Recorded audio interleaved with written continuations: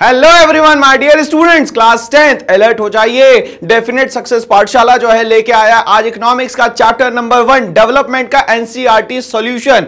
अब यहां पे ये इंपॉर्टेंट कैसे हो जाता है, क्योंकि सीबीएसई में इससे रिलेटेड क्वेश्चन आने वाले हैं, तो हमें इसकी प्रैक्टिस करना है, क्वेश्चन आंसर्स पूरे याद करना, विद कॉन्सेप्ट हम लोग को सारी चीजों को समझना है।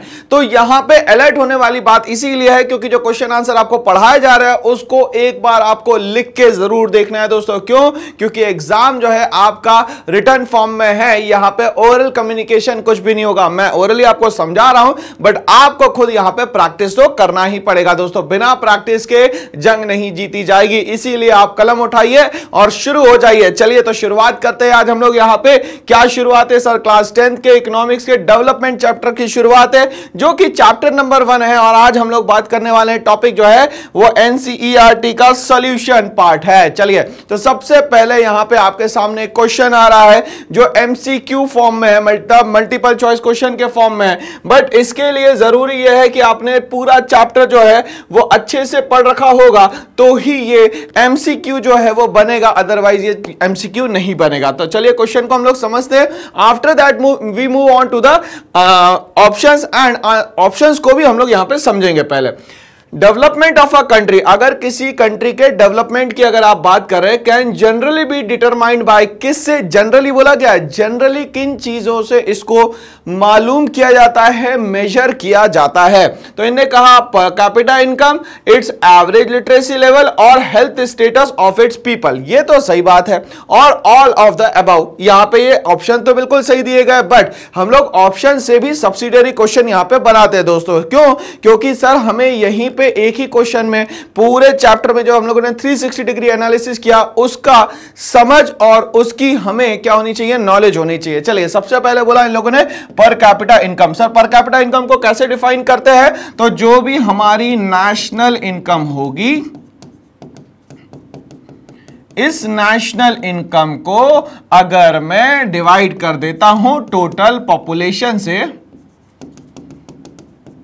ठीक है भाई, तो हमारे पास जो इनकम आएगी वो पर कैपिटा इनकम आएगी। इसको मैं यहां पे दोस्तों एवरेज इनकम भी बोल सकता हूं, कोई इशू नहीं है इसमें, ठीक है। तो भाई क्या डेवलपमेंट में मेजरमेंट पर कैपिटा इनकम के हिसाब से होना चाहिए? बिल्कुल होना चाहिए सर, ये तो हमारा सही ऑप्शन हो गया। दूसरा कहता है इट्स एवरेज लिटरेसी लेवल। अब सबसे पहले तो हम लोग ये बात करें कि लिटरेसी लेवल होता क्या है या लिटरेसी रेट होता क्या है। तो यहां पे ध्यान से समझिएगा, 7 या 7 साल से ज्यादा का कोई भी बच्चा, 7 एंड अबव, अगर मान लेते हैं किसी लैंग्वेज में वो पढ़ना, किसी लैंग्वेज में वो लिखना और लिखना पढ़ना, इसके अलावा अगर वो बोलना जानता है किसी एक लैंग्वेज में, तो यहां पे बात बन जाएगी दोस्तों। और यहां पे ये लिटरेसी रेट हमारा क्लियर हो गया। आगे बढ़ते हैं, health status of its people. Health status कैसे पता चलेगा, तो हमारे यहां वर्किंग डेज जो है जनरली 26 वर्किंग डेज होते हैं। अगर वो हेल्दी है तो वो 26 डेज कंट्रीब्यूशन करेगा हमारे जीडीपी में। अगर वो मान लेते हैं हेल्दी वेल्दी नहीं है तो कंट्रीब्यूशन जीडीपी में वो नहीं कर पाएगा, जिसके कारण हमारी कंट्री की इनकम भी नहीं बढ़ेगी, पर कैपिटा इनकम भी नहीं बढ़ेगी। तो इस तरीके से समझ में आ रहा है कि हमारे लिए हेल्थ स्टेटस जो है वो बहुत ही ज्यादा इंपॉर्टेंट है दोस्तों। क्या ये यहाँ पे तीनों ऑप्शन आप लोगों को समझ में आ गए? तो डेवलपमेंट में ये तीनों ही ऑप्शन जो है वो सही है। इसके कारण आंसर जो है वो हो जाएगा आपका answer number 4, all of the above. चलिए हम लोग all of the above answer तो लिख रहे हैं, बट हमारे यहां पे आंसर सही है या नहीं है ये कैसे पता चलेगा? तो चलिए हम लोग यहां पे आंसर देख लेते हैं दोस्तों एक बार। चलिए भाई आंसर क्या सही है हमारा, बता दीजिए भाई, आंसर सही है कि नहीं है ये तो बता दीजिए भाई। चलिए आंसर हमारा बिल्कुल सही है। अब यहां पे बोला गया यूएनडीपी। यूएनडीपी का मतलब होता है यूनाइटेड नेशन डेवलपमेंट प्रोग्राम, जो कि जनरली हेल्थ के लेवल पे, एजुकेशन के लेवल पे और यहां पर कैपिटा इनकम के लेवल पे बताता है कि आपका लेवल क्या है। और यहां पे ये जो यूएनडीपी रिपोर्ट देता है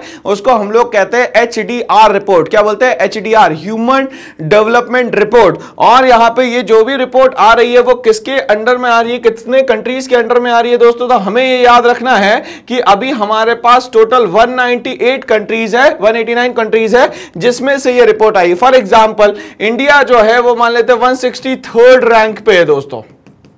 इसका मतलब इसके पहले बहुत सारी कंट्री है, मतलब 0 से हम कहां है 163 पे। मान लेते हैं श्रीलंका जो है वो 73rd रैंक पे, मतलब Sri Lanka is far better doing than the India. और पाकिस्तान मान लेते हैं कि 179 पे, मतलब कि बहुत स्थिति खराब है वहां पे। तो इस तरीके से हम लोग रैंक को भी समझते हैं कि रैंक कितनी कंट्रीज में से आएगी, तो सर ये 189 कंट्रीज में से आएगी। ये कॉन्सेप्ट क्लियर। यूएनडीपी का full form clear, United Nation Development Programme. Okay, publishes its human development report. क्या रिपोर्ट छापता है भाई, इसको हम लोग बोलते हैं सर HDR। क्या बोलते हैं सर यहां पे HDR, comparing the countries on the basis of educational level. अब उसने कहा कंट्रीज के बीच में कंपैरिजन तो होगा, मगर सबसे पहले जो कंपैरिजन होगा सर वो किस लेवल पे होगा सर, तो एजुकेशन लेवल पे होगा।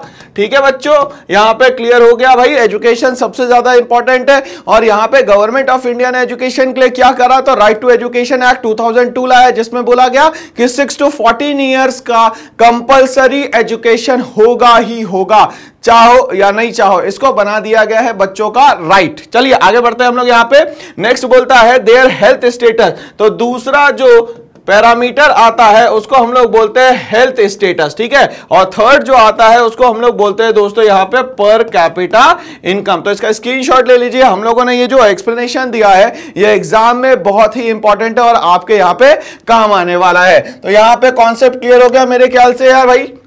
चलो आगे बढ़ते हैं इसी के साथ, नेक्स्ट क्वेश्चन पे आते हैं। क्वेश्चन नंबर 2 पे हम लोग आएंगे। क्वेश्चन नंबर 2 जो है वो यहां पे एमसीक्यू फॉर्म में है और ये क्या कहता है। क्वेश्चन नंबर 2 कहता है which of the following neighbouring countries has better performance in terms of human development than India. India से बेहतर करने वाली कौन सी कंट्री है। तो हम लोगों ने जब चैप्टर 1 शॉट पूरा पढ़ा था तो मैंने आप लोगों को पूरे टेबल में बताया था कि कौन सी कंट्री की कौन सी रैंक है। हमने कहा था कि सबसे बेहतर करने वाली जो कंट्री है अभी वो श्रीलंका है। कौन सी है भाई, श्रीलंका। श्रीलंका जो कंट्री है उसकी कैपिटल क्या होनी चाहिए भाई, कोलंबो होनी चाहिए। ठीक है, दूसरा श्रीलंका का पुराना नाम क्या है, तो श्रीलंका का पुराना नाम है सेलोन। क्या नाम है भाई, पुराना नाम सेलोन। ठीक है ना भाई। चलिए यहां तक के क्लियर हो गया क्या। हम लोग यहां पे देखते हैं आंसर क्या है sir, Sri Lanka is the correct answer. अब ये बोलता है ह्यूमन डेवलपमेंट इंडेक्स जो है श्रीलंका का वो शो करता है कि हम लोग यहां पे 73rd रैंक पे है। तो श्रीलंका जो है 198 कंट्रीज में से, मैंने आपसे अभी भी कहा कि हमें जो ये मेजरमेंट लेना है वो किस में से लेना है सर, कितनी कंट्रीज में से लेना है सर, 189 से लेना है भाई। ये याद रखेंगे क्या, चलिए याद नहीं रहा तो ऐसे कर सकते हैं 9 1 जा 9, 9 2 जा 18। चलिए तो 189 कंट्रीज HDI के लिए होगी, किसके लिए होगी, ह्यूमन डेवलपमेंट इंडेक्स के लिए 189 कंट्रीज होगी। ये दिमाग में बैठा लीजिए दोस्तों। ओके, 73rd रैंक जो है वो किसकी है, श्रीलंका की है। मतलब Sri Lanka is far better doing than the India, which is much higher than the Bangladesh, Nepal and Pakistan. तो बांग्लादेश, नेपाल, पाकिस्तान तीनों से ही बेहतर ये काम कर रही है। जिसमें बांग्लादेश की अगर हम लोग बात करते हैं तो बांग्लादेश जो है वो 139 रैंक पे है अभी। उसके बाद ये श्रीलंका जो है 73rd रैंक पे है अभी। इसके बाद हम लोग बात करते हैं 145 पे नेपाल है अभी, और जो पाकिस्तान है भैया ये क्या है 147 पे है। तो हम लोगों ने ये चारों रैंक भी याद कर ली ताकि एग्जाम में पूछा जाए तो हमें याद रहे कि सर कौन सी कंट्री किस रैंक पे अभी काम कर रही है। मतलब इन चारों में से जो बेहतर है वो तो क्या है भाई, श्रीलंका है। और इंडिया से भी बेहतर काम करने वाली जो कंट्री है वो क्या है दोस्तों, यहाँ पे श्रीलंका है। चलिए इसी के साथ हम लोगों को ये क्वेश्चन समझ में आ गया और हम लोगों ने इसके ऑप्शन से सब्सिडियरी क्वेश्चन बनाना भी यहाँ पे सीख लिया। ठीक है भाई, चलिए आगे बढ़ते हैं। एक क्वेश्चन आ रहा है, पहला ही वर्ड लिखा गया है अज्यूम। अज्यूम का मतलब माना जाए कि, माना जाए कि देयर आर 4 फैमिलीज। अब यहां पे क्वेश्चन की स्टेटमेंट को हम लोग समझने की कोशिश करें कि हमारे पास जो टोटल नंबर ऑफ फैमिलीज है वो कितनी है, 4 फैमिलीज है। द एवरेज पर capita income of these families 5000। ठीक है भाई, तो एक की इनकम 5000 है, तो अगर हम लोग इंटू 4 कर देंगे तो टोटल फैमिली की इनकम कितनी आ जाएगी दोस्तों, यहां पे 20,000 आ जाएगी। If the income of 3 families, इसमें से बोल रहा है 4 में से 3 जो फैमिलीज है उनकी इनकम हमें दी गई है, अलग अलग दी गई है। कैसे दी गई है सर, पहली दी गई है 4,000, दूसरी दी गई यहां पे 7,000 और तीसरी दी गई है यहां पे 3,000। तो इन तीनों फैमिली का जो सम टोटल आ रहा है वो कितना आ रहा है दोस्तों, यहां पे 14,000। ठीक बात है। चलिए respectively what is the income of the fourth family. ठीक है, तो फोर्थ जो फैमिली है उसका आपसे पूछा गया है कि जो फोर्थ फैमिली है उसकी इनकम कितनी होनी चाहिए। चलिए तो हम लोग क्या करते हैं, यहां पे टोटल इनकम निकाल दी हम लोगों ने। ठीक है, टोटल इनकम आई सर यहां पे 20,000 4 फैमिली की। और हमें कितनी फैमिली का पता है भाई, इनकम 3 फैमिलीज, इसमें जो इनकम दी गई है वो कितनी दी गई है सर, टोटल करने पा रहा है 14,000। तो यहां पे डिफरेंस कितना आया दोस्तों, यहां पे 6,000। जो फोर्थ फैमिली है उसकी एवरेज इनकम जो है वो कितनी है दोस्तों, यहां पे 6,000 रुपए। कितना है भैया, 6,000 रुपए। चलिए ये सॉल्यूशन को आप क्या कर लीजिए, स्क्रीनशॉट में अपने पास रख लीजिए ताकि आपके लिए बड़ा आसान हो जाए। आगे बढ़ते हैं हम लोग यहां पे। तो इसके हिसाब से आंसर क्या होना चाहिए दोस्तों, यहां पे देखेंगे बोर्ड पे आंसर दिया हुआ है क्या, हाँ सर दिया हुआ है। कितना सर, 6,000 यहां पे आंसर है। चलिए हम लोग ने कैलकुलेट तो कर लिया, आंसर देखे क्या सही है, बिल्कुल आंसर दोस्तों यहां पे आपका सही है। आगे बढ़ते हैं हम लोग, यहां पे इसका एक एक्सप्लेनेशन देख लेते हैं कि आपको सॉल्व कैसे करना है। तो x मान लिया आपने फोर्थ फैमिली की इनकम को। चलिए भाई ये आ गया, इसमें से तीनों फैमिली को जोड़ दिया और फोर्थ फैमिली को आपने मान लिया x और डिवाइडेड बाय कर दिया 4। तो ये आ गया एवरेज इनकम कितना है 5,000। इन तीनों की इनकम लिख दी, कितनी आई दोस्तों यहां पे 14,000। 14,000 इंटू 14,000 प्लस करा x, ये फोर्थ फैमिली की इनकम, और यहां 5,000 इंटू 4 किया तो 20,000 माइनस 14,000 करेंगे तो हमारे पास कितना आ जाएगा 6,000। आप दोनों ही तरीके से सॉल्व कर सकते हैं, कोई इशू यहां पे नहीं है। आपका जैसा मन है आप उस तरीके से इसको यहां पे सॉल्व कर सकते हैं। चलिए आगे बढ़ते हैं हम लोग, यहां पे क्वेश्चन नंबर 4 आ रहा है हमारे सामने। क्या कहता है, what is the main criterion used by the World bank. अब ये सर ये वर्ल्ड बैंक क्या है, वर्ल्ड बैंक को और किस नाम से जाना जाता है, ध्यान से समझिएगा। ब्रेटन वुड कॉन्फ्रेंस में यहां पे 2 फाइनेंशियल इंस्टीट्यूशन निकल के आते हैं। पहला तो आता है वर्ल्ड बैंक, जिसको हम लोग बोलते हैं सर यहां पे IBRD। IBRD का मतलब होता है यहां पे international Bank for Reconstruction and development, पहली बात। और दूसरी जो फाइनेंशियल इंस्टीट्यूशन निकल के आती है उसका नाम था IMF, इंटरनेशनल मॉनेटरी फंड। ये दोनों कहां से आए सर, तो ये दोनों आए यहां पे ब्रेटन वुड कॉन्फ्रेंस से। ठीक है भाई। चलिए तो ब्रेटन वुड कॉन्फ्रेंस से 2 फाइनेंशियल इंस्टीट्यूशन इंटरनेशनल लेवल पे जो आते हैं जिनका नाम है IBRD, International Bank for Reconstruction and Development, and the second one is known as the International Monetary Fund. Concept यहां पे क्लियर हो गया दोस्तों, अब ध्यान से समझिएगा। IBRD का जो काम होता है वो ये होता है कि किसी भी कंट्री में अगर डिजास्टर आ जाता है या किसी भी तरीके की कोई भी कैलामिटीज आ जाती है तो उसको रिजॉल्व करने का काम होता है मेनली यहां पे वर्ल्ड बैंक का या IBRD का। ठीक है, तो एक तरीके से देखा जाए तो वर्ल्ड बैंक यहां पे सोशल वेलफेयर का काम करती है या डोनेशन का काम करती है। बट जैसे ही हम लोग यहां पे इंटरनेशनल मॉनेटरी फंड पे आते हैं तो ये प्योर कमर्शियल इंस्टीट्यूशन है, ये आपको लोन देगा और इस लोन के बदले में वो अच्छा खासा आपसे क्या लेगा, इंटरेस्ट लेगा। ठीक है भाई, तो अब यहां पे हम लोगों ने ये तो कहानी तो समझ ली सर। आगे बढ़ते हैं इसी के साथ।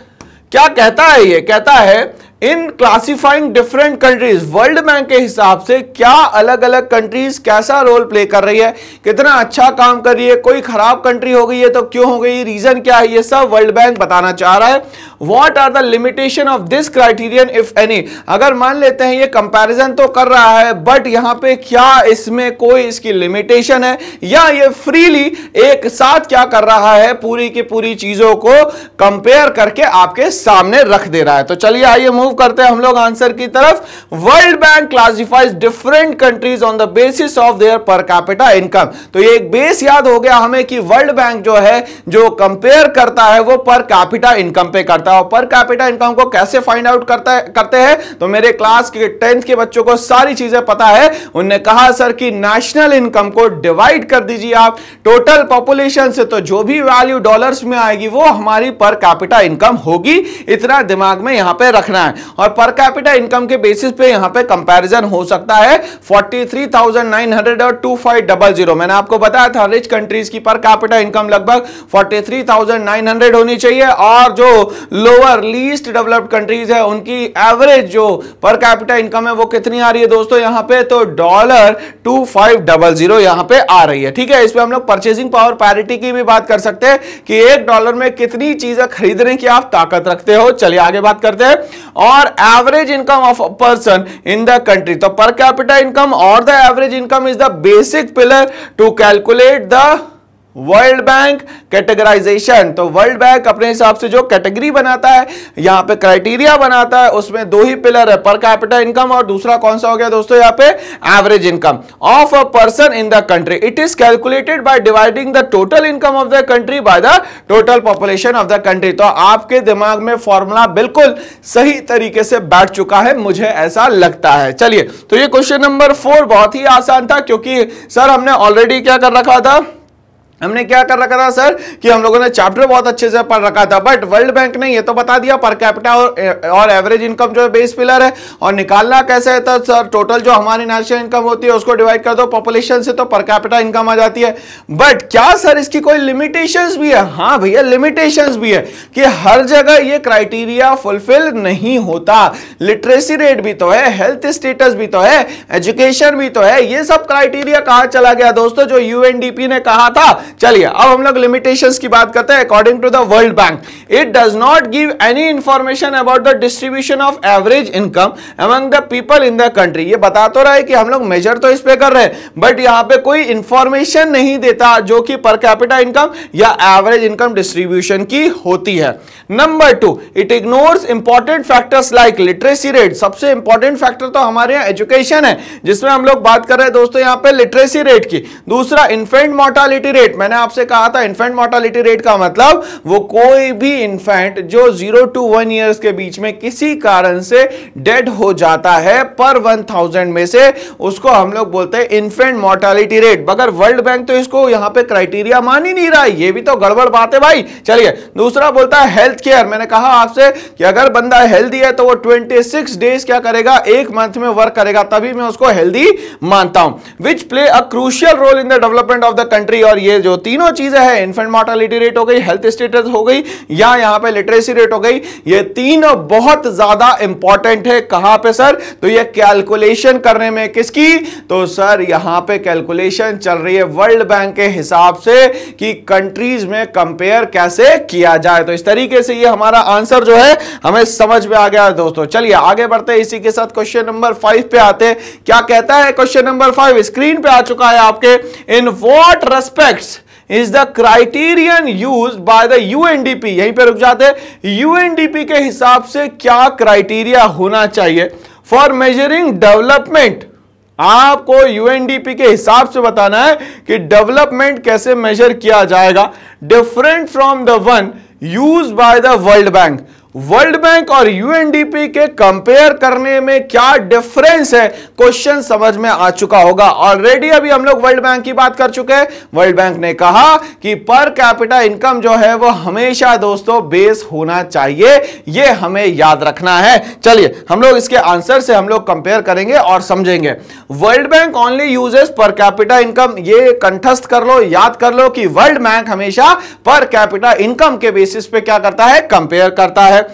Development, while UNDP uses many other factors like infant mortality rate। ये तो एडवांटेज है कि UNDP किन किन क्राइटेरिया के थ्रू कंपेयर करता है, तो इसने कहा इन्फेंट मोर्टालिटी रेट पहली चीज। दूसरा, हेल्थ केयर फैसिलिटीज कैसी है, जैसे इंडिया में हम लोग बात करें तो मैंने आयुष्मान कार्ड की आपसे बात करी थी, एम्स की बात करी थी, PSC की बात करी थी। यहाँ पे facility education level which help in improving the quality of life. अगर इससे कंपेयर करते हो तो एक चीज समझ में आती है कि क्वालिटी ऑफ लाइफ जो है वो कैसी है, अच्छी है या बुरी है। क्वालिटी ऑफ लाइफ पे लोग पहुंच भी पा रहे हैं या नहीं पहुंच पा रहे हैं। Okay, help in making the citizens more productive, जिसके कारण यहां पे लोग ज्यादा से ज्यादा प्रोडक्टिव हो पाएंगे, ज्यादा से ज्यादा काम में इंटरेस्ट लेंगे। जैसे आप लोगों ने पढ़ाई कर ली दिन भर और शाम को बढ़िया एक थिएटर में मूवी दिखाई जाए तो अरे वाह, दोबारा एनर्जी आ जाएगी आपने, फिर आप पढ़ने बैठ जाओगे। तो ये क्या होना चाहिए, ये सब चीजें होंगी तो हमारा पढ़ाई में और काम में भी इंटरेस्ट लगेगा। बट एक ही जैसी बोरिंग लाइफ हो जाएगी, एक ही जैसा स्केड्यूल हो जाएगा तो आप लोग क्या हो जाएंगे दोस्तों, बोर हो जाएंगे, क्योंकि सेम क्राइटेरिया पे जब काम करते हैं हम लोग तो बोर हो जाते हैं। बट एक बात मेरी याद रखिएगा, practice makes a man perfect. जब आप किसी चीज को कंटिन्यूअसली करते हैं तो उसमें परफेक्शन आ जाता है। ये ब्रूस ली के वर्ड्स है कि अगर मैं काम करना चाहूंगा तो एक काम में 100 बार उसी को प्रैक्टिस करना चाहूंगा, ताकि एक चीज मेरी 100% हो जाए, फिर वो नेक्स्ट वर्क पे मैं जाऊंगा। तो किसी काम में इतनी प्रैक्टिस कर लो कि आपसे ज्यादा उस काम को करने वाला कोई हो ही ना। मतलब आंख बंद करके भी अगर वो काम किया जाए तो आपके सेंस ऑर्गन्स ही वो काम करने अपने आप लग जाए। तो ये बात मेरी याद रखिएगा दोस्तों। तो यहां पे ये समझ में आ गया कि यूएनडीपी कहीं ना कहीं प्रोडक्टिव वर्क की बात कर रहा है, और जो वर्ल्ड बैंक है वो सिर्फ कह रहा है कि पर कैपिटा इनकम के बेसिस पे हम लोग कंपैरिजन कर सकते हैं। एज पर the HDI means human development index 2014 India's rank 135। 2014 के हिसाब से इंडिया की रैंक जो आई वो कितनी आई सर, यहां पे 135। मगर कितनी कंट्रीज में से रैंक आई सर, तो ये 189 कंट्रीज में से रैंक आती है। Okay, on the other hand the World Bank uses per capita income as the only criterion for measuring development. अब वर्ल्ड बैंक का तो क्राइटेरिया फिक्स हो गया है कि सर हमें पर कैपिटा इनकम के बेसिस पे ही डिफरेंस निकालना, अदरवाइज हमें डिफरेंस नहीं निकालना। Okay, and classifying the countries as rich and poor. इसके हिसाब से उसने कह दिया कि कोई कंट्री रिच होगी और कोई कंट्री जो है वो पुअर होगी। पर capita income is useful for comparison, it does not tales how income is distributed. पर कैपिटा इनकम तो अच्छी बात है, और इसके मेजरमेंट से एक चीज सीधा सीधा क्राइटेरिया निकल के आ गया कि कोई कंट्री जो है वो यहां पे रिच होगी और कोई कंट्री यहां पे पुअर होगी। ये क्लियर हो गया कैसे, वर्ल्ड बैंक के हिसाब से। बट यहां पे ये क्लियर नहीं हो रहा है कि इनकम डिस्ट्रीब्यूशन कैसे हो रहा है, किस पर्सन के पास कितना पैसा यहां पे पहुंच रहा है। तो यहां से क्लियर नहीं हो पा रहा है इनकम का डिस्ट्रीब्यूशन। तो यहां पे क्वेश्चन नंबर 5 समाप्त होता है और क्वेश्चन नंबर 6 आपके स्क्रीन पे आता है। क्या कहता है ये, Why do we use averages? Averages use ही क्यों करना? एवरेज यूज करने का मतलब ध्यान से समझिएगा कि हम लोग इतनी बड़ी पॉपुलेशन लेके बैठे हैं, सबको संतुष्ट करना, सबको सेटिस्फाई करना बहुत ही डिफिकल्ट काम है, पहली बात। इसीलिए हम लोग क्या करते हैं, एवरेज लेके चलते हैं कि भाई लगभग किसी के पास ज्यादा होगा, किसी के पास कम होगा, मगर एवरेज तो सबके पास इतना इतना होगा। चलिए, are there any limitation to their use? अगर मान लेते हैं कोई लिमिटेशन है क्या एवरेजेस की? Illustrate with your own example related to the development. हमें अपना खुद का एग्जांपल लेके बताना है कि क्या एवरेज हमारे लिए फायदेमंद है, या एवरेज निकालते समय हमें कोई लिमिटेशंस लेके यहां पे चलनी होती है। चलिए तो आते हैं भैया हम लोग यहां पे क्वेश्चन के आंसर पे। वी यूज एवरेजेस बिकॉज, पहला तो आप ये बताइए कि एवरेज यूज करते क्या? तो हम लोगों ने बताया because they are useful for comparing different quantities. Average काम में आता है कंपेयर करने के अलग अलग क्वांटिटीज को ऑफ द सेम कैटेगरीज। तो सेम कैटेगरी की अगर हमें कंपैरिजन करना है तो हमेशा काम आएगा दोस्तों एवरेज। आगे बढ़ते हैं। For example, to compute the per capita income of a country, per capita income हमें क्लियर हो चुके हैं, national income divided by the total population is known as per capita income. Averages have to be used because there are differences in the income of diverse people. भैया India में 28 states है, 8 union territories है, सबकी income अलग अलग होगी, मगर इसमें कंपेयर करना आसान तब हो जाएगा जब हम लोग क्या निकाल सकते हैं, एवरेज इनकम निकाल सकते हैं। Okay, however there are limitations to the use of average, but यहां पे कुछ लिमिटेशंस है एवरेज के यूज करने में। क्या है सर वो? For example, suppose in a country the annual income of rickshaw puller is 8000। अब जो यहां पे एक कंट्री में एक रिक्शा पुलर है, वो आपने देखा होगा साइकिल चलाने वाला जो होता है, पीछे बिठा के चलाने वाला, उसको रिक्शा पुलर कहते हैं। तो जो रिक्शा पुलर है उसकी एवरेज इनकम जो है, या सॉरी एनुअल इनकम जो है, उसको हम लोग मान लेते हैं 8000, मतलब पूरे साल में वो सिर्फ 8000 रुपए कमाता है। Okay, while an MNC employee earns an annual package of 12 lakh, और एक पर्सन जो है यहां पे मल्टीनेशनल कंपनी में काम करने वाला, वो 12 लाख रुपए साल का कमा रहा है और यहां पे वो सिर्फ 8000 रुपए कमा रहा है। तो अब आप यहां पे डिफरेंस सोचिए कि कितना ज्यादा है। तो एवरेज आएगा तो हमें पता चलेगा ना कि कोई कंडीशन में है चीजों को फुलफिल करने की, कोई कंडीशन में नहीं है फुलफिल। तो यहां पे जो MNC वाला है दोस्तों, वो तो वो सारे क्राइटेरिया को फुलफिल कर रहा है, सारी चीजें वो खरीद सकता है, मगर ये रिक्शा पुलर जो है वो फूड, शेल्टर और किसी भी तरीके की जो फैसिलिटी मिलने वाली है वो यहां पे फुलफिल नहीं कर पा रहा है। तो यहां से समझ में आता है कि यहां कहीं ना कहीं डिस्क्रिमिनेशन है, कहीं ना कहीं डिफरेंसेस है दोनों के इनकम सोर्सेस में। तो एवरेज क्या करता है, एवरेज सबको बराबर कैटेगरी में लाने का यहां पे काम करता है। तो इस तरीके से हमें लिमिटेशन समझ में आई। क्या भाई लिमिटेशन है, यहां पे दोनों का जो इनकम सोर्स है वो अलग अलग है। The average income of this country therefore will be 6,05,000। अगर हम लोग इंडिया की मान लेते हैं तो एवरेज इनकम जो है वो 6,05,000 रुपए है। ओके, हियर एक्चुअल इनकम और स्टेटस रिमेन्स अननोन। अब ये 6,05,000 से किसी का स्टेटस आप जज कर सकते हैं, किसी का स्टेटस आप जज नहीं कर सकते। तो उनके कपड़े पहनने से, उनके खाने पीने से, इन सब से भी आप चीजों को जज कर सकते हैं यहाँ पे, बट ये जो इनकम है इससे आप जज यहाँ पे नहीं कर पा रहे हैं। One can clearly consider this as a rich country thereby ignoring the income disparity between two individual. अब मान लेते हैं कि कंट्री तो रिच है बट यहाँ पे इंटरनली जो है बहुत ज्यादा डिफरेंसेस है ना दोस्तों। एक कमा रहा है 12 लाख रुपए साल का और एक कमा रहा है सिर्फ 8,000 रुपए साल का। Averages are useful for comparison. तो एवरेज इसीलिए क्या काम करता है, आपका क्या हेल्प करता है, तो वो कंपैरिजन में दोस्तों आपके बहुत हेल्प करता है। दे ऑल्सो हाइड डिस्पैरिटीज, और कहीं ना कहीं एवरेज जो है उससे डिस्पैरिटीज जो है, डिफरेंसेस जो है, डिस्क्रिमिनेशन जो है वो क्या होता है, हाइड हो जाता है। तो ये हमारे लिए बहुत ज्यादा फ्रूटफुल है दोस्तों। तो एवरेजेस जो है हमारे लिए काम के भी है, बट एवरेजेस के साथ में हमें कुछ लिमिटेशंस को भी याद रखना पड़ता है। तो क्वेश्चन नंबर 6 आप लोगों को क्लियर हो गया। और क्वेश्चन नंबर 7 दोस्तों आ चुका है स्क्रीन के सामने। ये बात करता है केरला के। किसकी बात करता है दोस्तों, केरला की। अब ध्यान से समझिएगा, ये जो केरला स्टेट है ये इंडिया के सबसे लोअर पॉइंट पे आता है। ये केरला हो गया, ये कर्नाटका हो गया, ये तेलंगाना हो गया, ये आंध्र प्रदेश हो गया और ये आपका तमिलनाडु हो गया दोस्तों। अब तमिलनाडु से मान लेते हैं ये एक और कंट्री हो गई जिसका नाम है श्रीलंका। तो श्रीलंका हमारे लिए एक नेबरिंग कंट्रीज हो गई। अब ये इसको जो कनेक्ट करता है वो करता है पाल्क स्ट्रेट से। ठीक है भाई, तो आपसे कोई पूछेगा कि सर मुझे जाना है कहां से, इंडिया से श्रीलंका जाना है, तो किससे जाऊंगा, तो पाक स्ट्रेट से जाऊंगा। ठीक है, अब ये जो पाक स्ट्रेट है इसको क्या बोला जाता है, पम्बन ब्रिज भी बोला जाता है और एडम्स ब्रिज भी बोला जाता है। चलो अब क्वेश्चन पे हम लोग आते हैं। बोलता है केरला विथ लोअर पर कैपिटा इनकम। केरला की जो पर कैपिटा इनकम है वो तो कम है, has a better human development ranking than Maharashtra. Comparison किसके बीच में हो रहा है सर, ये केरला वर्सेस महाराष्ट्र के बीच में हो रहा है। ये कह रहा है कि सर एक की पर कैपिटा इनकम जो है वो अच्छी है, ठीक है, बट दूसरे की पर कैपिटा इनकम जो है वो अच्छी नहीं है। ठीक है, मगर रैंक किसी की अच्छी है और दूसरे की रैंक अच्छी नहीं है। तो ये कंपैरिजन यहां पे चल रहा है। Hence, per capita income is not a useful criteria। कुछ लोग कहते हैं कि जो per capita income है वो एक अच्छा क्राइटेरिया नहीं है कंपैरिजन का। Should not be used to compare states, और states का यहां पे कंपैरिजन नहीं किया जा सकता है।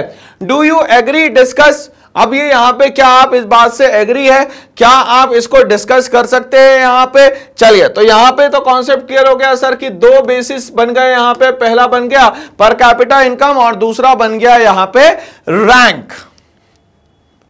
अब आंसर पे आना है दोस्तों। क्वेश्चन तो पूरा समझ में आ गया। देखो भाई, एक क्लियर बात याद रखो मेरी, क्लास 10th में आपसे जो भी क्वेश्चन पूछा जा रहा है ना, क्वेश्चन को पहले बहुत ध्यान से पढ़ो, क्वेश्चन का आंसर इमेजिन करो और उसके बाद पेन उठा के लिखना शुरू करो। ऐसा नहीं धड़ाधड़ लिखना चालू कर दिया और 20 क्वेश्चन का आंसर में हम लोग रुक गए, ऐसा नहीं करना है। मैंने आपको क्वेश्चन पूरा समझाया पहले कि दो क्राइटेरिया है, दो स्टेट है, दो स्टेट के बीच में कंपैरिजन करना, केरला और महाराष्ट्र के बीच में रैंक और पर कैपिटा इनकम के बेसिस पे। तो अब हम लोग आंसर की तरफ मूव करते हैं। क्या कहता है हमारा answer, no I do not agree. अब हम लोग क्या कह रहे हैं, नो। कुछ लोग बोलेंगे यस, तो ये यस का आंसर अलग होगा और नो का आंसर अलग होगा। क्यों? क्योंकि यहां डिफरेंस ऑफ ओपिनियन क्या आ रहा है दोस्तों, चलो ध्यान से समझना। डिफरेंस ऑफ ओपिनियन क्या आ रहा है कि रैंक और दूसरा पर कैपिटा इनकम। तो लोग कह रहे हैं नो। क्या कह रहे हैं, no. I do not agree with the statement that per capita income is not a useful criteria। भैया पर कैपिटा इनकम तो इंपॉर्टेंट क्राइटेरिया है ना। क्यों? क्योंकि इसी से हमारे देश में जो लोग रह रहे हैं उनका स्टैंडर्ड ऑफ लिविंग जो है वो जज हो पाएगा। बोलो हाँ या ना। तो पर कैपिटा इनकम को तो यहां पे बेस हमें लेना ही पड़ेगा दोस्तों। यहां पे चलिए, दो पर capita income is not the only criteria. अब मगर ये भी क्लियर हो गया कि पर कैपिटा इनकम जो है वो सिर्फ पर कैपिटा इनकम ही क्राइटेरिया हो, ऐसा जरूरी नहीं है, इसके अलावा भी बहुत सारी चीजें हो सकती है एंड इट हैज लिमिटेशंस। और यहां पे बोल रहा है पर कैपिटा इनकम तो है बट इसकी भी कुछ लिमिटेशंस है, इसके अलावा लिटरेसी रेट, हेल्थ स्टेटस ये भी तो बाकी है। यहां पे we can not say that it is not useful at all. बोला जाए तो पर कैपिटा इनकम सब कुछ नहीं है मगर यूजफुल तो है, थोड़ा बहुत यूजफुल तो है, because human development ranking is determined using a combination of factor. तो जब हम लोग ह्यूमन डेवलपमेंट की बात करते हैं तो ये कॉम्बिनेशन ऑफ फैक्टर्स के साथ में यहां पे काम करता है, सच एज हेल्थ स्टेटस, क्या इंपॉर्टेंट है हेल्थ स्टेटस, दूसरा जो है वो एजुकेशन और तीसरा जो है इनकम। मतलब तीन कैटेगरी रहेगी तो ही जाके हम लोग ह्यूमन डेवलपमेंट की रैंक दे सकते हैं। मतलब यहां पे बोल रहा है ये रैंक जो है ये तीन चीजों से निकाली जाएगी, पर कैपिटा इनकम से, एजुकेशन से और तीसरा जो है वो हेल्थ से। सिर्फ पर कैपिटा इनकम जो है ये क्राइटेरिया नहीं हो सकता। ओके, आगे बात करते हैं। Is one of the factor use calculate development and can not be neglected. ठीक है, पर कैपिटा इनकम को हम लोग यहां पे निग्लेक्ट या इग्नोर नहीं कर सकते, हमें पर कैपिटा इनकम भी लेना होगा, हेल्थ स्टेटस भी लेना होगा और एजुकेशन लेवल, ये तीनों को ही लेना पड़ेगा, तब जाके हमारा जो ह्यूमन डेवलपमेंट की रैंकिंग है वो आ सकती है यहां पे। तो यहां पे ये कॉन्सेप्ट तो हम लोगों ने क्लियर कर लिया सर। आगे बढ़ते हैं हम लोग यहां पे, क्योंकि यहां पे क्वेश्चन नंबर 8 आ चुका है आपके स्क्रीन पे, क्योंकि क्वेश्चन नंबर 7 में हमें क्राइटेरिया समझ में आ गया है कि ह्यूमन डेवलपमेंट इंडेक्स अगर बनाने तो तीन चीजों का बेस लेना जरूरी है, इसके बिना काम नहीं चल पाएगा। क्वेश्चन नंबर 8 आपके स्क्रीन पे आता है, क्या कहता है? Find out the present sources of energy. हमारे पास कौन कौन सी सोर्सेस ऑफ एनर्जी है that are useful by the people of India, हमारे यहां के लोग उसको आज यूज भी कर रहे हैं। What could be the other possibility 50 years from now, अगर आज से हम लोग 50 सालों पे चले जाते हैं, फॉर एग्जांपल आज हमारे यहाँ 2023 चल रहा है, 23 से हम लोग 50 साल पे चले जाए, 2073 पे क्या स्थिति होगी, क्या रिसोर्सेस होंगे? तो ध्यान से समझिएगा, रिसोर्सेस को हम लोगों ने सबसे पहले के तो क्या करा भाई, कैटेगरी में डिवाइड कर लिया। आप कैटेगरी में कैसे डिवाइड करते हैं दोस्तों, ध्यान से समझिएगा। तो ये जो रिसोर्सेस है, सबसे पहले तो हम लोग ये समझे कि सर ये रिसोर्सेस जो है वो होती क्या है। रिसोर्सेज वो हर चीज जो आपके कामों को आसान बना दे उसको हम लोग बोलते हैं यहां पे रिसोर्सेज। क्या ये कॉन्सेप्ट क्लियर? चले, अब रिसोर्सेज को मैं दो पार्ट्स में डिवाइड करता हूं। पहला जो पार्ट होता है उसको मैं बोलता हूं यहां पे रिन्यूएबल। ठीक है, अब ये रिन्यूएबल की डेफिनेशन क्या है सर? रिन्यूएबल का मतलब ये हुआ जो कम समय में एज इट इज आपके पास वापस आ जाए उसको बोलते हैं हम लोग रिन्यूएबल। ठीक है, तो इसमें मैं वाटर ले सकता हूं, इसमें मैं एयर ले सकता हूं, ठीक है भाई, सनलाइट ले सकता हूं, ये सारी चीजें जो है ये वापस कम समय में आ जाती है, इसलिए इसको बोला जाता है renewable sources of energy. Number 2 अगर मैं बात करूं यहां पे तो दूसरा होता है नॉन रिन्यूएबल। अब ये नॉन रिन्यूएबल क्या होता है सर? जिसको बनने में मिलियन ईयर्स लग जाए और इसको वापस लाने में पूरा का पूरा जनरेशन खत्म होती चले जाए, उसको बोलते हैं हम लोग यहां पे non renewable sources of energy. जैसे कि हमारे यहां पे हम लोग फॉसिल फ्यूल ले लें, ठीक है भाई, क्रूड ऑयल ले लें, तो ये सारी चीजें अगर एक बार गई तो ये वापस आने वाली नहीं है। बट अगर यहां पे इनको बचाना है हमें, तो हमें क्या करना पड़ेगा सर? यहां पे कंजर्वेशन करना पड़ेगा, इसको सेफ रखना पड़ेगा, हमारी अर्थ को पोल्यूशन फ्री बनाना पड़ेगा। बोलो हाँ या ना? तो जब आप ये सब करेंगे हमारे एनवायरनमेंट को सेफ रखना पड़ेगा। तो जब आप ये सारी चीजें करेंगे तो non renewable sources of energy को भी लंबे समय तक के आप यूज यहां पे कर पाएंगे। तो इस तरीके से हमें समझ में आया कि सर रिसोर्सेज क्या होती है। चलिए अब हम लोग आंसर समझने की कोशिश करें कि कितने सालों तक के हम लोग ये रिसोर्सेज यूज करने वाले हैं। तो यहां पे कह रहा है the present sources of energy that are use by the people of India are electricity. अब ये इलेक्ट्रिसिटी दोस्तों कहां से आ रही है? दोस्तों ध्यान से समझिएगा, इलेक्ट्रिसिटी जनरेशन को हम लोग समझते हैं। पहला तो डैम के थ्रू आ रही है, ठीक है। अब डैम के थ्रू आएगी तो इसको बोलेंगे हम लोग हाइड्रो इलेक्ट्रिसिटी, ठीक है। दूसरा स्टीम के थ्रू आ रही है, ठीक है। तो स्टीम के थ्रू आएगी तो इसको हम लोग बोलेंगे हाइड्रो पावर, ठीक है। अब इसमें जो सोर्स यूज हो रहा है वो यूज हो रहा है दोस्तों यहां पे वाटर, और इसमें जो सोर्स यूज हो रहा है वो यहां पे हो रहा है कोल। अब यहां पे सर आप कोल कर रहे हैं, मगर कोल तो क्या हो गया, non renewable sources of energy हो गया, और जो वाटर हो गया रिन्यूएबल सोर्सेज ऑफ एनर्जी हो गया। तो एक और कैटेगरी आ गई सर, ये रिन्यूएबल हो गया,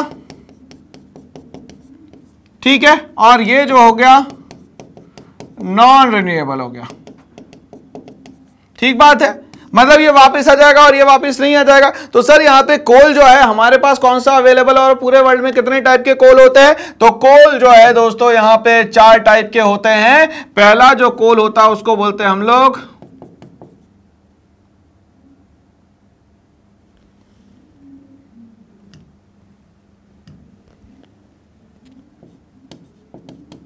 एंथ्रासाइट, दूसरा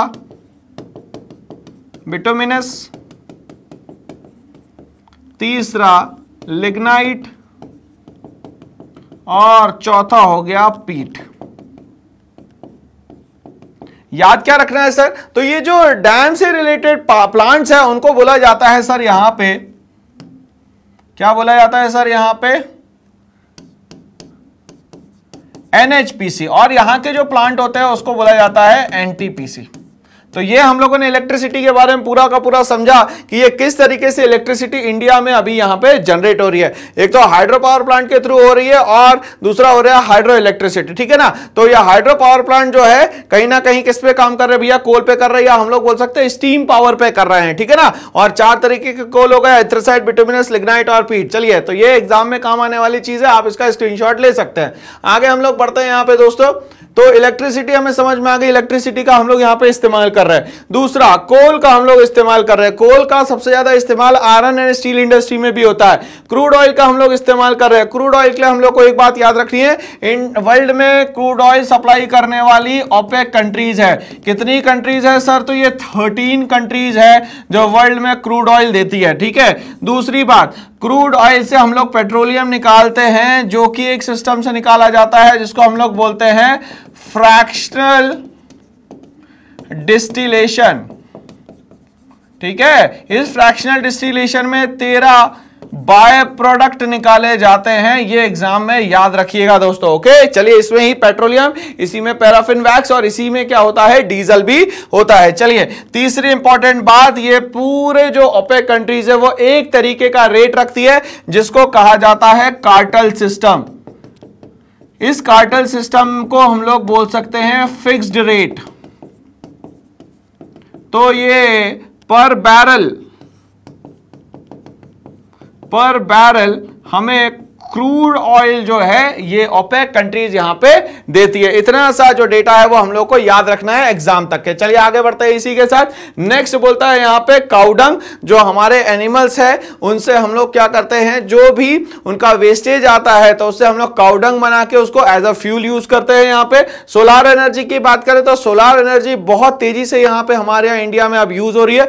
गवर्नमेंट इसमें सब्सिडी भी दे रही है ताकि ज्यादा से ज्यादा लोगों के पास इलेक्ट्रिसिटी पहुंच सके, ट्यूबवेल से पानी ज्यादा से ज्यादा निकाल सके हम लोग। तो ये सारी जो प्रोसेस है वो आज गवर्नमेंट भी हमारे सपोर्ट कर रही है इसमें। At present consumption of energy in India is too high. धीरे धीरे करके हमारे यहाँ जो कंजप्शन है एनर्जी का वो बढ़ता चला जा रहा है दोस्तों, in comparison to its production and reserve. But बात यह है कि जितना इसका प्रोडक्शन हो रहा है, जितना इसका रिजर्व है, उससे ज्यादा इसका इस्तेमाल हो रहा है। तो इसको हम लोग ये कह सकते हैं सर, यहाँ पे रिसोर्सेज जो है उसकी डिमांड जो है वो ज्यादा है और जो सप्लाई है दोस्तों वो इसकी यहां पे कम है। तो यहां पे कैसे फुलफिलमेंट हो पाएगा? और ये क्यों हो गया?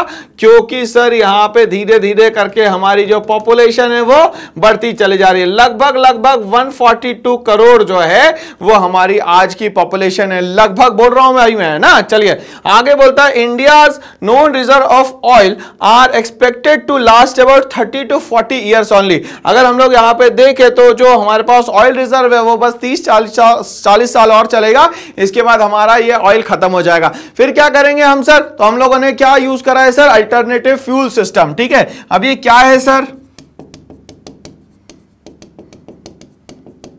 अल्टरनेटिव फ्यूल सिस्टम पे आ चुके हैं हम लोग, ठीक है, जिसमें हम लोगों ने बायोफ्यूल यूज करना शुरू करा, जिसमें हम लोगों ने सोलार पैनल्स लगाना शुरू करा, ठीक है। तो इन सब चीजों से क्या हो जाएगा भैया, ये तो क्या है, हमारे पास रिन्यूएबल सोर्सेस ऑफ एनर्जी है, इनसे अगर हम लोगों ने इलेक्ट्रिसिटी बनाना शुरू कर दिया तो हमारा काम और आसान हो जाएगा। अब हम लोग धीरे धीरे करके पेट्रोल में इथेनॉल भी यूज करें,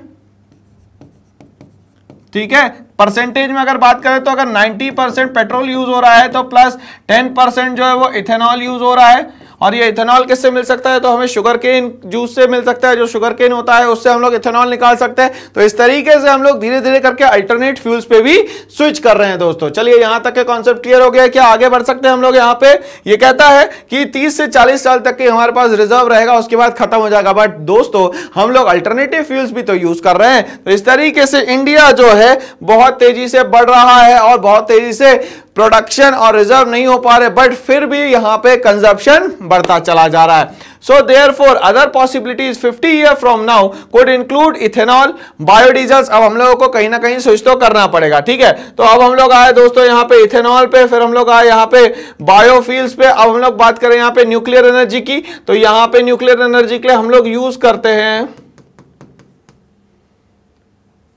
यूरेनियम 235 और 236, ठीक है, जो कि मेनली यहां पे रेडियो एक्टिव होता है, ठीक है। अब ये न्यूक्लियर पावर प्लांट जो है वो जनरली कोस्टल एरियाज में लगाते हैं, ठीक है। क्यों, क्योंकि एक बार एक एक्सीडेंट हुआ था, जो हुआ था यूक्रेन की चेर्नोबिल में।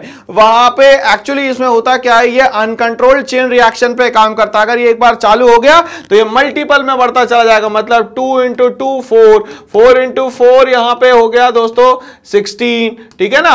और ये 16 × 16 अप टू सो ऑन, ये इंफिनिटी तक के चलता जाएगा। तो अनकंट्रोल्ड चेन रिएक्शन होने के कारण इसका एस्टेब्लिशमेंट जो है वो मेनली कोस्टल एरियाज में किया जाता है। और इसमें जो रॉ मटेरियल यूज किया जाता है वो रेडियो एक्टिव जो है वो उसका नाम है यूरेनियम 235 जनरली यूज होता है। कुछ कुछ जगह यहां पे प्लूटोनियम भी यूज किया जाता है, ठीक है। तो न्यूक्लियर एनर्जी की तरफ भी हम लोग बहुत तेजी से बढ़ रहे हैं। Better utilisation of the wind, better utilisation of wind में अगर हम लोग बात करें तो हम लोग यूज करते हैं wind mills. But wind mill के साथ एक ही डिसएडवांटेज है कि इसको स्पेस जो है वो बहुत सारा चाहिए, और इनका यूज जो है आज हम लोग यहां पे एग्रीकल्चर में सबसे ज्यादा कर रहे हैं, ठीक बात है। चलिए आगे बढ़ते हैं। सोलर एनर्जी की हम लोग बात कर चुके हैं। हम लोग जियोथर्मल की बात करें, मतलब अर्थ से निकलने वाली जो भी एनर्जी हो गई वो आ गई हमारी जियोथर्मल। हाइड्रोजन एनर्जी की यूज कर रहे हैं हम लोग यहाँ पे, हाइड्रोजन इंजन धीरे धीरे करके लाए जाएंगे यहाँ पे। टाइडल एनर्जी की हम लोग बात करें, जो टाइड्स आते हैं, हाई टाइड लो टाइड्स, इससे हम लोग क्या करेंगे, जो हमारे पास इंजन होते हैं उसको यहाँ पे चलाने का काम करेंगे, और टाइड से भी एनर्जी बनाई जा सकती है। वेव एनर्जी हम लोग यूज करने वाले हैं, हाइड्रो इलेक्ट्रिक एनर्जी यूज करने वाले हैं, बायोमास एनर्जी यूज करने वाले हैं। ये सारी चीजें generally renewable sources of energy है यहाँ पे, especially with the imminent danger of oil resources running out. But क्या डर है हमें कि जो ऑयल रिसोर्सेज है वो खत्म हो गया अगर, तो हमारा काम कैसे चलेगा भाई। तो इसीलिए हम लोग पहले से ही बेस्ट प्रिपरेशन करके यहाँ पे चल रहे हैं। तो यहां पे कॉन्सेप्ट क्लियर हो गया भाई कि इंडिया भी बढ़ रहा है, तरक्की कर रहा है, मगर यहां पे ये सारी चीजों को भी यूज किया जा रहा है ताकि हमारी जो अर्थ है वो सेफ रहे दोस्तों। चलिए तो इसी के साथ क्वेश्चन नंबर 9 स्क्रीन पे आ चुका है। क्या कहता है question number 9, Why is the issue of sustainability important for development? तो सबसे पहले तो हम लोग क्वेश्चन को समझते हैं कि सस्टेनेबिलिटी जो है वो इंपॉर्टेंट है किस चीज के लिए, डेवलपमेंट के लिए। तो सस्टेनेबिलिटी का मतलब हो गया कि आज तो आप सरवाइव कर लीजिए, आप रिसोर्सेज का यूज कर ही लीजिए, बट फ्यूचर के लिए भी तो कुछ बचाइए कि आज ही सारा खत्म करने वाले, आपको ऐसा नहीं करना है दोस्तों। तो आपको आज तो सेव करना ही है सब चीजें, और फ्यूचर तक के भी उसको एज इट इज ट्रांसफर करना है या ले जाना है। तो चलिए हम लोग समझते हैं यहां पे सस्टेनेबल डेवलपमेंट या सस्टेनेबिलिटी फॉर डेवलपमेंट का मतलब यहां पे क्या हुआ। Sustainable development is a development that meets the needs of the present. Sustainable development का मतलब ये होता है कि आज की जो नीड्स है उसको किसी भी तरीके से फुलफिल किया जाए यहां पे, without compromising the ability of future generation. But यहां पे फ्यूचर जनरेशन की जो भी चीज है उसको यहां पे कॉम्प्रोमाइज नहीं करना है। To meet their own needs, ठीक है। तो आपकी नीड्स तो फुलफिल होनी चाहिए, बट यहां पे जितनी भी रिसोर्सेस है उसको 100% खत्म नहीं करना है, क्योंकि नेक्स्ट जनरेशन को भी तो आपको नेचर का जो गिफ्ट था वो ट्रांसफर करना है दोस्तों।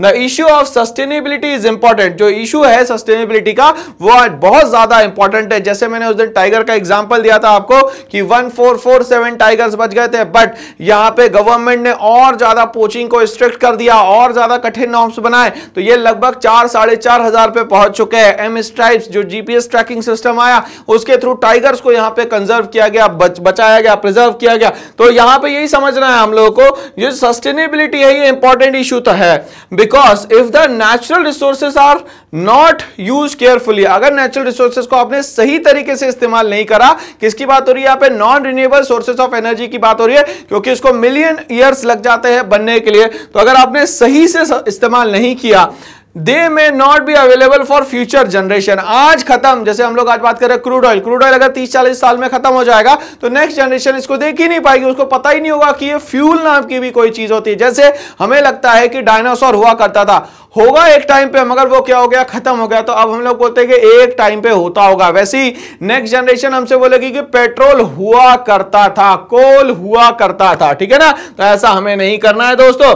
The depleting resources of a country, धीरे धीरे करके हमारी कंट्री के जो रिसोर्सेज है वो डिप्लीट हो रही है, may ultimately result in the lack of development of the country. अगर ये रिसोर्सेज खत्म हो जाएगी तो कहीं ना कहीं हमारी कंट्री का जो डेवलपमेंट है वो स्टैग्नेंट हो जाएगा, वो कांस्टेंट हो जाएगा, वो एक जगह पे रुक जाएगा दोस्तों, वहां से आगे नहीं बढ़ पाएगा। इसीलिए हमें कहीं ना कहीं सस्टेनेबल डेवलपमेंट की तरफ बढ़ना है और सस्टेनेबिलिटी पे काफी ध्यान देना है। चलिए इसी के साथ नेक्स्ट क्वेश्चन पे हम लोग मूव करते हैं। क्वेश्चन नंबर 10 स्क्रीन पे आ रहा है, क्या कहता है, The earth has enough resources to meet the need of all, but not to satisfy the greed of even one person। ये स्टेटमेंट महात्मा गांधी जी ने दिए गए थे।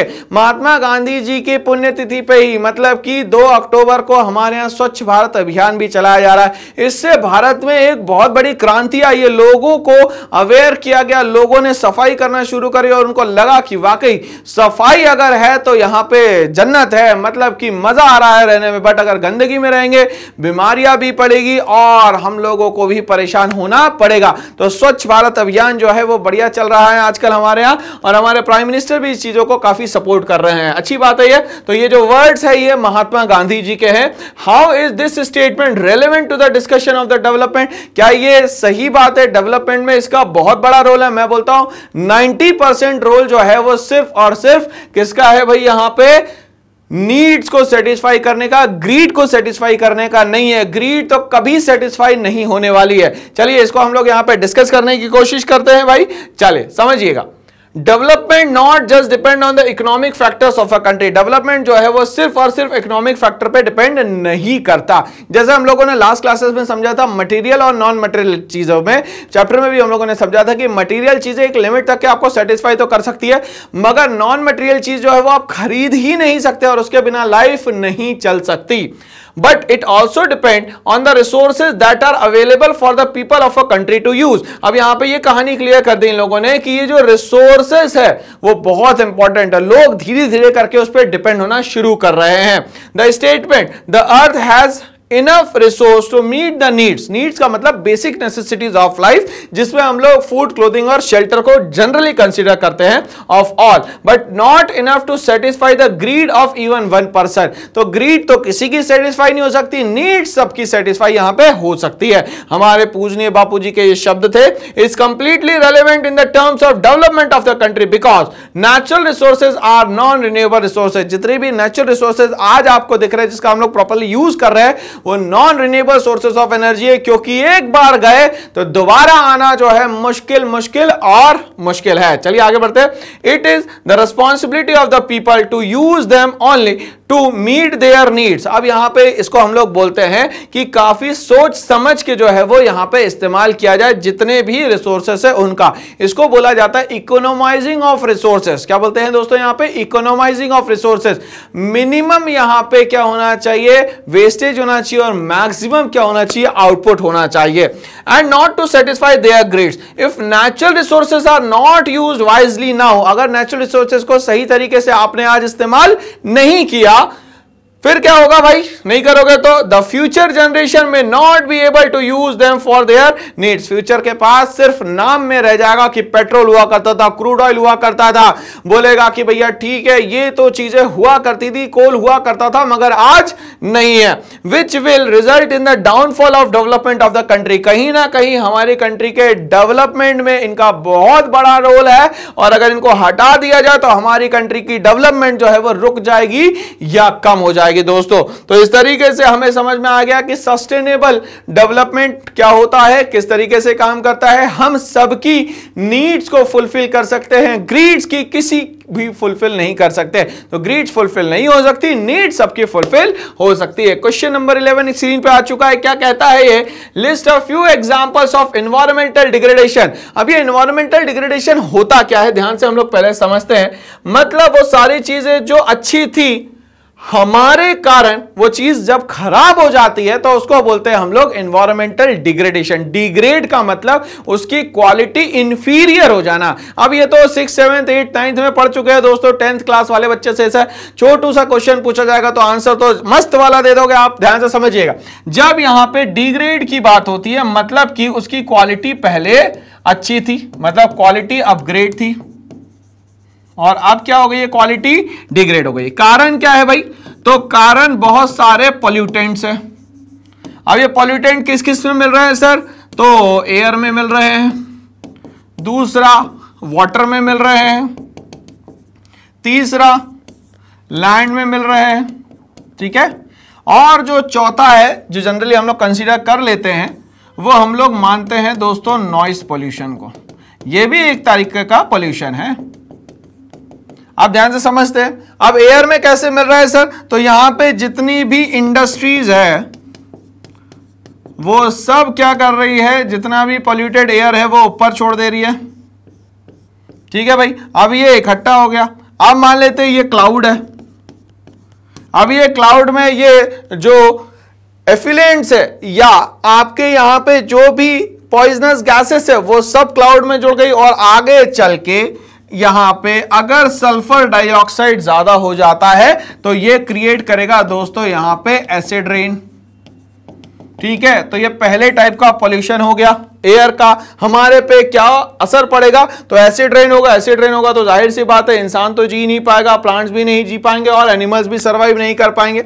वाटर में भी यही प्रॉब्लम हो रही है भाई। वाटर में जब पॉल्यूटेंट्स आप जोड़ोगे तो क्या हो जाएगा, तो जो हमारे मैराइन एनिमल्स है जो कि डिसॉल्व्ड ऑक्सीजन लेते हैं वो क्या होने लग जाएंगे, डेड हो जाएंगे। और हमें यह पता है कि 70% जो है एनिमल्स का पूरा सिस्टम वो कहां है, हमारे सी और ओशियन में है। और ये रिवर्स के थ्रू सी और ओशियन में जब पॉइजनस वाटर पहुंचाएंगे तो हमें नुकसान होना शुरू हो जाएगा, और यही पानी हम लोग पिएंगे तो अलग अलग तरीके की बीमारी होना यहां पे शुरू हो जाएगी। अब हम लोग आते हैं लैंड पे। तो लैंड हमारे पास कैसी है भाई, तो लैंड सर हमारे पास बहुत अच्छी है। तो लैंड अच्छी है तो वो उसको हम लोग कहेंगे सर यहां पे फर्टाइल लैंड। बट यहां पे अगर आप क्या करोगे, यहां पे जितने भी पॉल्यूटेंट्स है लैंड पे फेंक दोगे तो क्या हो जाएगा, धीरे धीरे करके ये जो लैंड है किस में कन्वर्ट हो जाएगी सर, ये तो बैरन में कन्वर्ट हो जाएगी। और जो सॉइल की प्रोडक्टिविटी है वो यहां पे धीरे धीरे करके खत्म हो जाएगी। तो ये अलग अलग तरीके के इन्वायरमेंटल डिग्रेडेशन की मैंने बात करी। नॉइज पोल्यूशन की बात करूं मैं, तो अगर मान लेते हैं साउंड जो कि 80 डेसिबल से लेके 120 डेसिबल के बीच में होना चाहिए, अगर ये 120 डेसिबल को क्रॉस करेगा तो ये बन जाएगा नॉइज पोल्यूशन, जो कि ओल्ड एज के लिए या जो इन्फेंट्स है उनके लिए बहुत ही डेंजरस है। ये कहानी क्लियर हो गई क्या? तो इस तरीके से हमारे पास जो अच्छी क्वालिटी थी या अपग्रेडेशन था वो धीरे धीरे करके क्वालिटी खत्म होती चली जा रही है। तो ये सारे कारण हैं कहीं ना कहीं इन्वायरमेंटल डिग्रेडेशन के, ठीक है ना भाई। चलिए यहां तक के क्लियर हो गया क्या? स्क्रीनशॉट ले सकते हैं आप इसका। आगे बढ़ता हूं मैं। तो एनवायरमेंटल डिग्रेडेशन थोड़ा सा समझ में आ गया होगा कि क्वालिटी का इंफीरियर हो जाना कहीं ना कहीं एनवायरमेंटल डिग्रेडेशन होता है। लिस्ट अ फ्यू एग्जांपल के थ्रू आपको एनवायरमेंटल डिग्रेडेशन बताना है और आप लोगों ने आसपास में जो देखा हो वो बताना है। तो ये तो क्वेश्चन बेहद आसान हो गया भाई इसके कारण। Few example of environmental degradation are, number 1 deforestation. अब ये डिफॉरेस्टेशन कहां से आ गया सर, कहां से कहानी आ गई, ध्यान से समझिएगा। तो हमारे को एक चीज पता है, हम लोगों ने क्लास 9th में थोड़ा बहुत पढ़ा था कि इंडिया में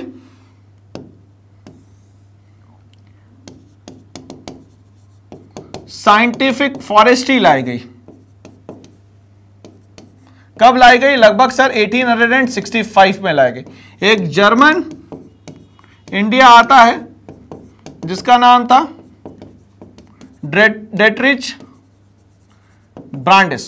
ये डेट्रिच ब्रांडिस यहां का इंस्पेक्टर जनरल ऑफ फॉरेस्ट बनता है और यहां वो साइंटिफिक फॉरेस्ट्री लाता है जिसमें ये पेड़ों को काटता है। और पेड़ों को काटने का मेन रीजन क्या रहता है दोस्तों? तो पहला होता है शिप बिल्डिंग और दूसरा जो है रीजन होता है रेलवेज।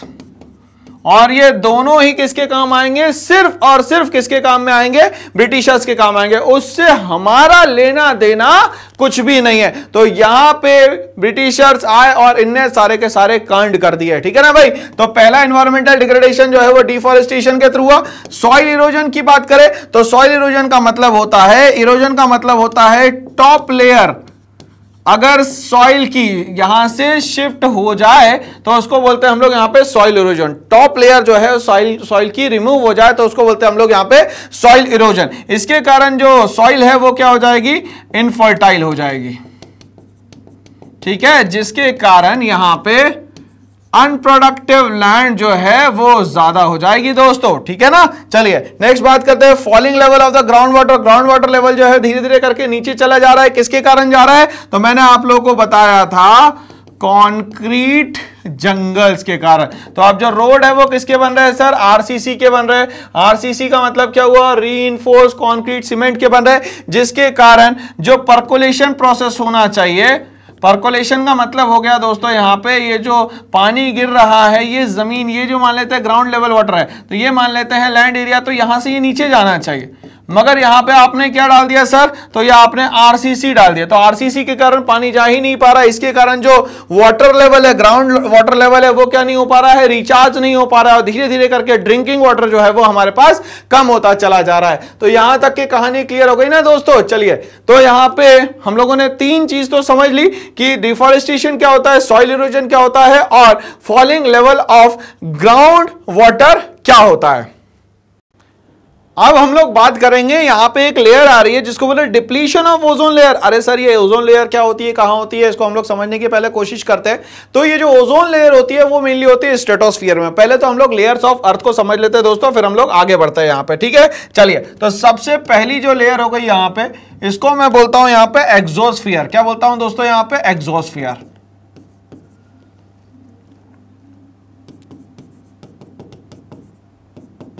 ये पहली लेयर हो गई। दूसरी हो गई यहां पे हमारी थर्मोस्फीयर।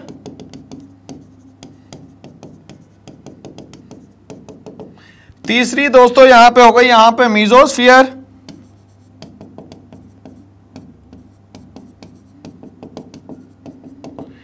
चौथी जो लेयर हो गई वो हो गई यहां पे स्ट्रेटोस्फीयर।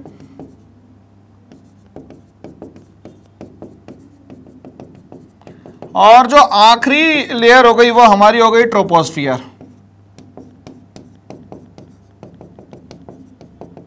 चलिए अब ये जो ओजोन लेयर है वो स्ट्रेटोस्फीयर में होती है। कहां होती है दोस्तों? ये ओजोन लेयर जो है स्ट्रेटोस्फीयर में होती है, ठीक है ना भाई। चलिए यहां तक के कॉन्सेप्ट हमारा क्लियर हो गया कि ये स्ट्रेटोस्फीयर में क्या है, एक ओजोन लेयर है जो कि लगभग देखा जाए तो 8 किलोमीटर से लेके 18 किलोमीटर के बीच में रहती है, ठीक है भाई।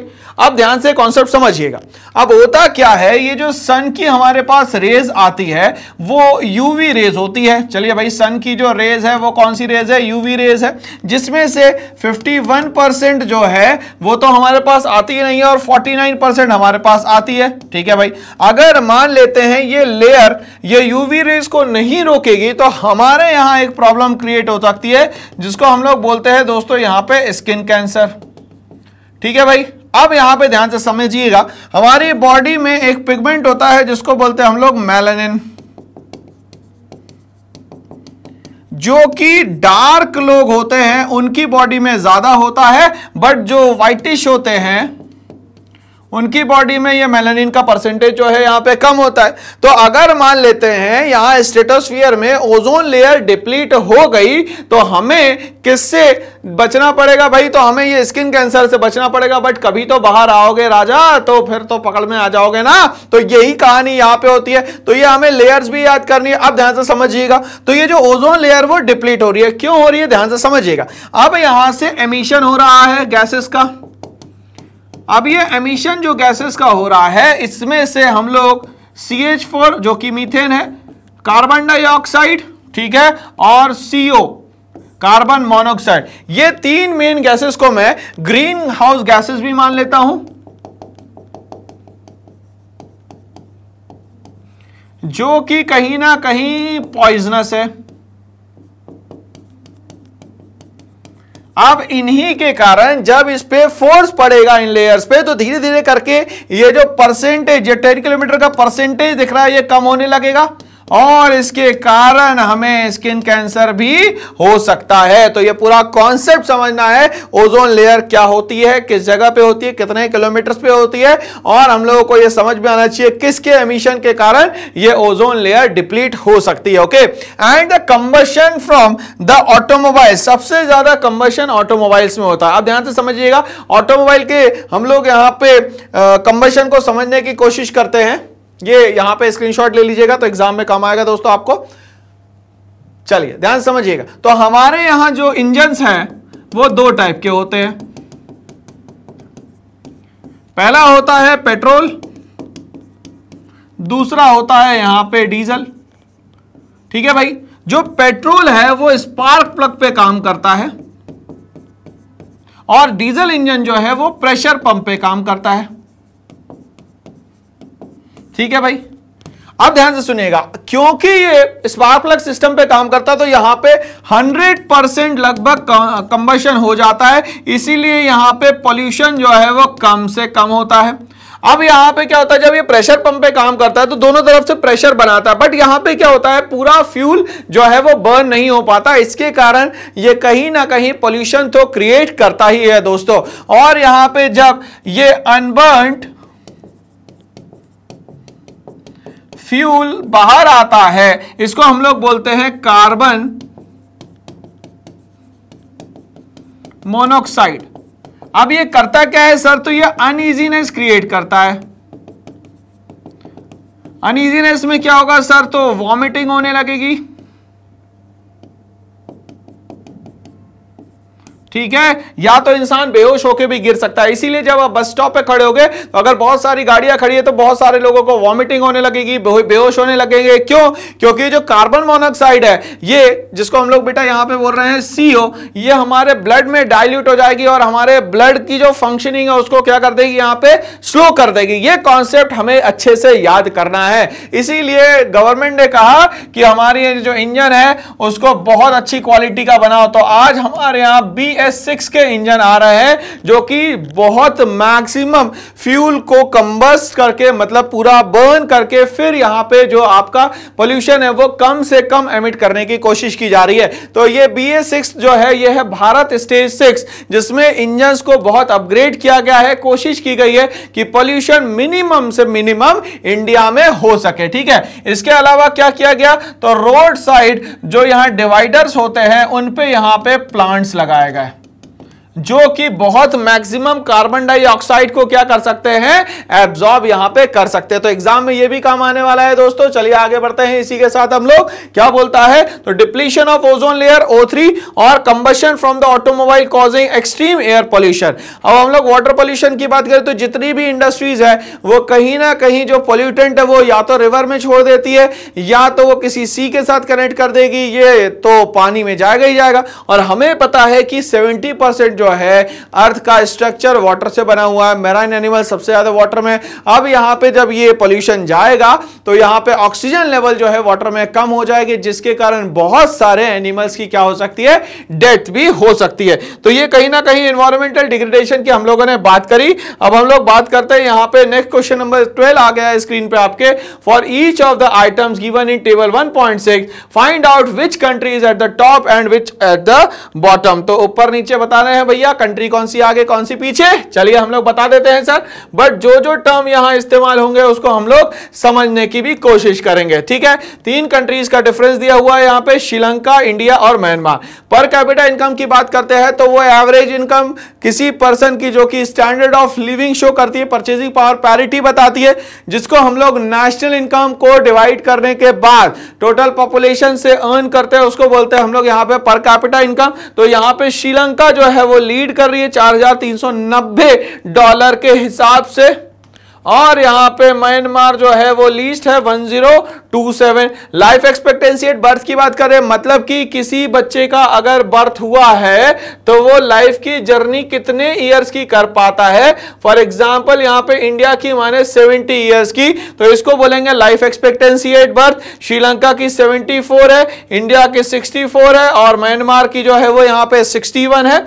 आगे बात करते हैं literacy rate for the 15 years of the population. वो सारे बच्चे जो लगभग 7 साल या 7 साल से ज्यादा हो गए, जिसको किसी लैंग्वेज में लिखना पढ़ना या बोलना आता है, उसको हम लोग यहाँ पे लिटरेट बोलते हैं। चलिए, तो इसमें अगर परसेंटेज की बात करें तो ये 91% जो है वो श्रीलंका में है, इंडिया में अभी भी 61% है, और म्यांमार में जो है अभी भी वो यहाँ पे 60% है।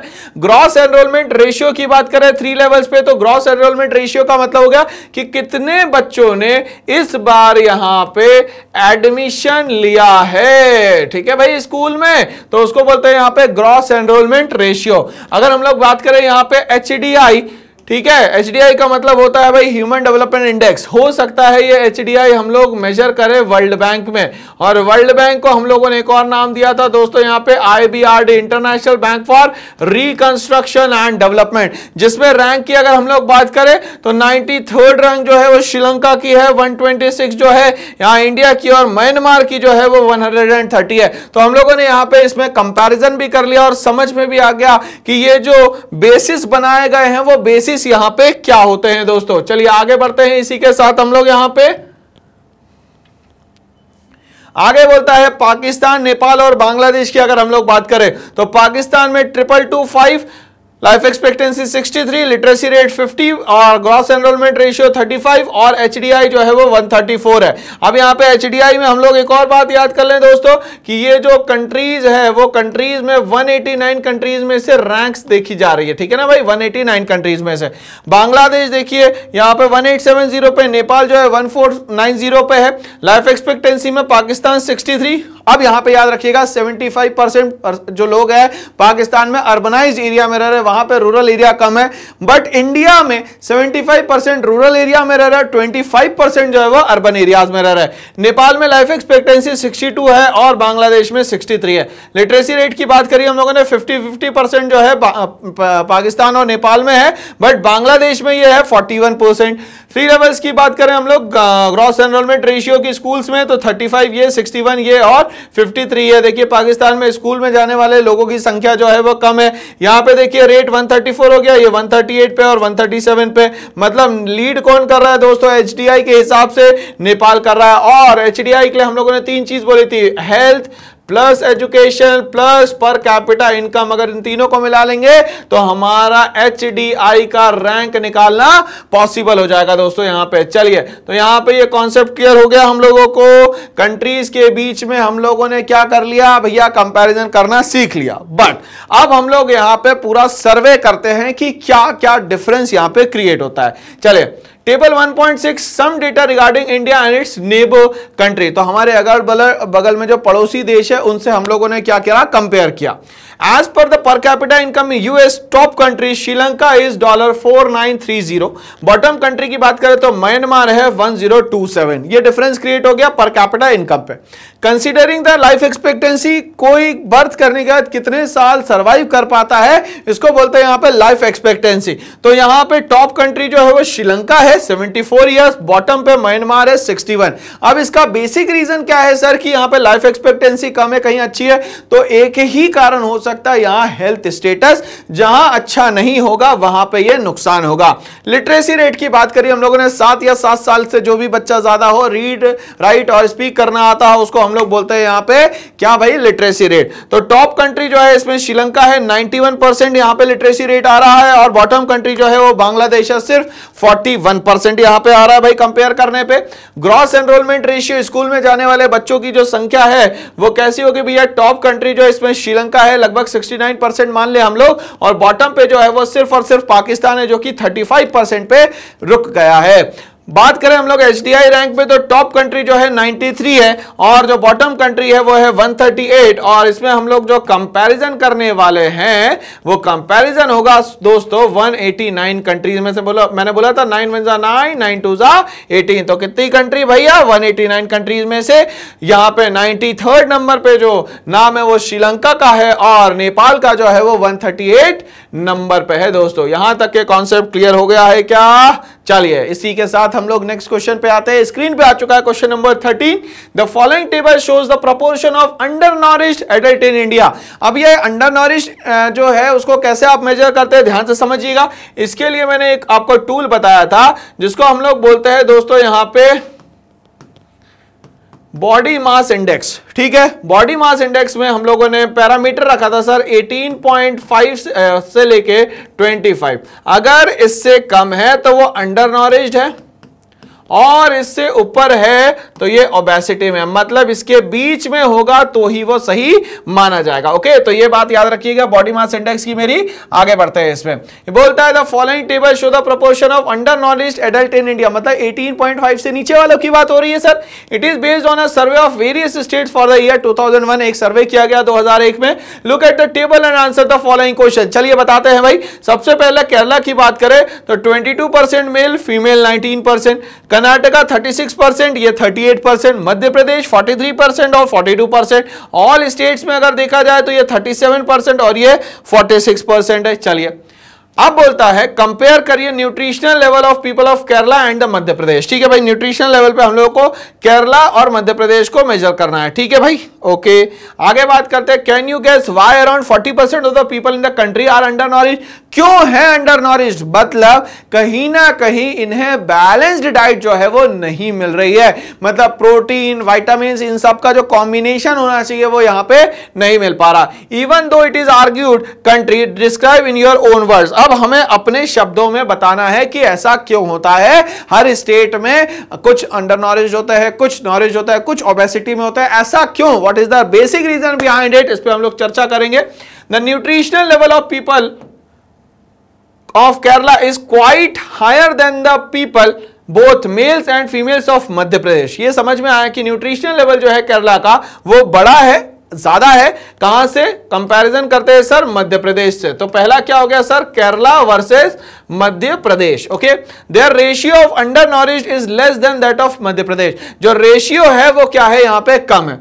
More percent of males and females are undernourished in Madhya Pradesh, मतलब कि मध्य प्रदेश में मेल एंड फीमेल दोनों ही जो है वो अंडर नॉरिश्ड है, मतलब यहां पे 18.5 से इनका कम आ रहा होगा भैया point. There is enough food in the country, हमारे यहां बहुत ज्यादा खाना आज अवेलेबल है।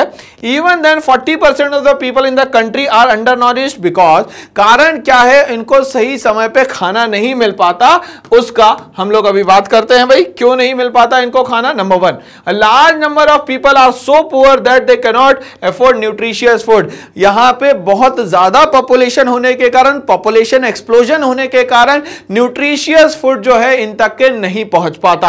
अब गवर्नमेंट ने इसके लिए क्या करा भाई? In most of the state public distribution system, मैंने पब्लिक डिस्ट्रीब्यूशन सिस्टम आपको समझाया था कि फेयर प्राइस शॉप से 1 रुपए किलो गेहूं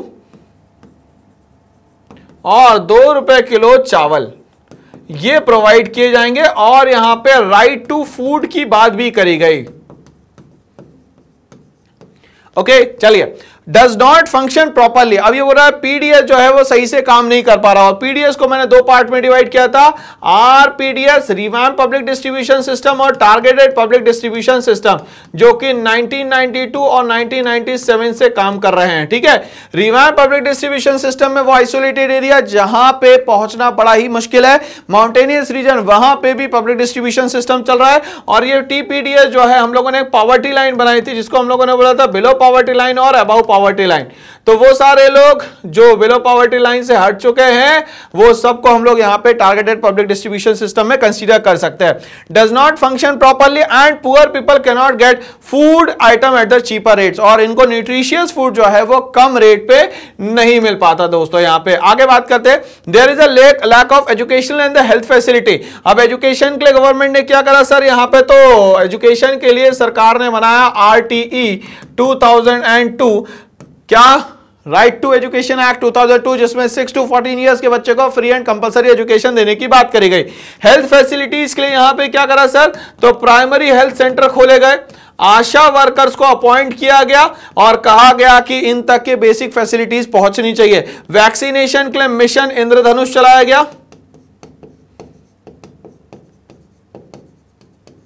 ठीक है भाई, तो ये सारी चीजें जो है यहां पे करी गई। In many parts of the country so many people remain backward and poor as such they are unable to get nutritious food. इन सब के कारण कहीं ना कहीं इनको न्यूट्रिशियस फूड जो है वो नहीं मिल पा रहा है दोस्तों।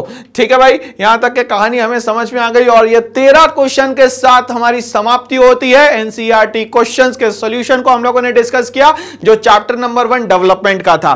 बट ऐसी ही और इंफॉर्मेटिव वीडियोस के लिए और इंफॉर्मेशन के लिए और क्वेश्चंस के साथ में 360 डिग्री एनालिसिस के लिए मेरे साथ जुड़े रहना है। मैं विजय ठाकरे आपको ये कह रहा हूं कि बस इसके लिए एक छोटा सा काम करना पड़ेगा आपको, चैनल को लाइक शेयर सब्सक्राइब करना ना भूले। इस सब चीजों की डिटेल जो है वो डिस्क्रिप्शन बॉक्स में लिंक दी गई है। आप 24/7 कभी भी मुझे कॉल कर सकते हैं, उसके लिए कॉन्टैक्ट नंबर आपको ये दिया हुआ है। Thanks for watching.